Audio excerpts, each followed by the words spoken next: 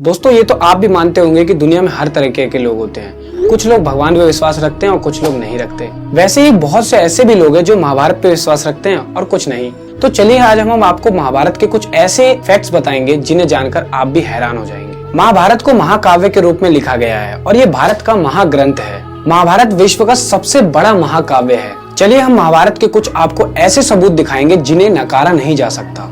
तो चलिए शुरू करते हैं इस वीडियो को।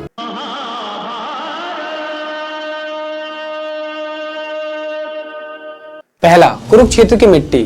हम सब जानते हैं कि महाभारत का युद्ध कुरुक्षेत्र में हुआ था और वो जगह आज भी हरियाणा में स्थित है।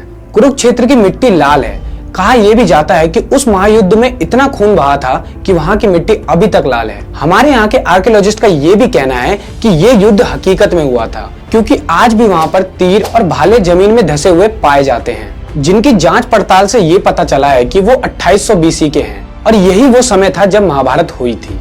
दोस्तों, आपने महाभारत में अर्जुन के चक्र के बारे में तो सुना ही होगा, लेकिन क्या आपको पता है वो चक्र आज भी मौजूद है? दोस्तों, अब आप कहेंगे कि ये जगह कहाँ है, तो ये जगह हिमाचल प्रदेश के हमीरपुर जिले के 16 सिंगी धार के नीचे बसा रोजनाव गांव एक ऐतिहासिक स्थल के नाम से मशहूर है। कहा जाता है कि पांडव अज्ञातवास के दौरान यहाँ पर रुके थे और तभी अर्जुन ने चक्रव्यूह का ज्ञान प्राप्त करने के बाद उसे यहाँ पर ट्राई करने का सोचा और चक्रव्यूह को पत्थर पर उखेड़ा, जो कि आज भी मौजूद है। और इस चक्रव्यूह को ध्यान से देखा जाए तो इसके अंदर जाने का तो रास्ता है, लेकिन बाहर आने का रास्ता पता ही नहीं चलता किस तरफ से है। और इस जगह को पीपलू किले के नाम से भी जाना जाता है। तीसरा, घटोत्कच का कंकाल। कुरुक्षेत्र के पास ही आर्कियोलॉजिकल डिपार्टमेंट को खुदाई के दौरान एक बहुत ही बड़ा आदमी का कंकाल मिला। कहा तो ये भी जाता है कि ये कंकाल घटोत्कच का है, जो कि भीम और हिडिंबा के पुत्र थे। महाभारत के काल में घटोत्कच का योगदान बहुत बड़ा था और महाभारत के युद्ध में जब घटोत्कच युद्ध में उतरे थे तब कर्ण ने अपनी शक्ति से उसे मार गिराया था। चौथा, ब्रह्मास्त्र से हुई न्यूक्लियर वेपन की उत्पत्ति। ब्रह्मास्त्र एक ऐसा भयंकर अस्त्र जो सब कुछ तबाह रखने का साहस रखता है। ये अस्त्र धर्म और सत्य को बनाए रखने के लिए ब्रह्मा द्वारा बनाया गया था। एक ब्रह्मास्त्र को केवल दूसरा ब्रह्मास्त्र ही रोक सकता है और जो इसे छोड़ सकता है वही इसे वापस करने की क्षमता रखता है। इसीलिए ये अस्त्र गिने चुने महारथियों को ही प्राप्त हुआ था, जैसे कि द्रोणाचार्य, अश्वत्थामा, कृष्णा, युधिष्ठिर, कर्ण, प्रद्युम्न और अर्जुन को।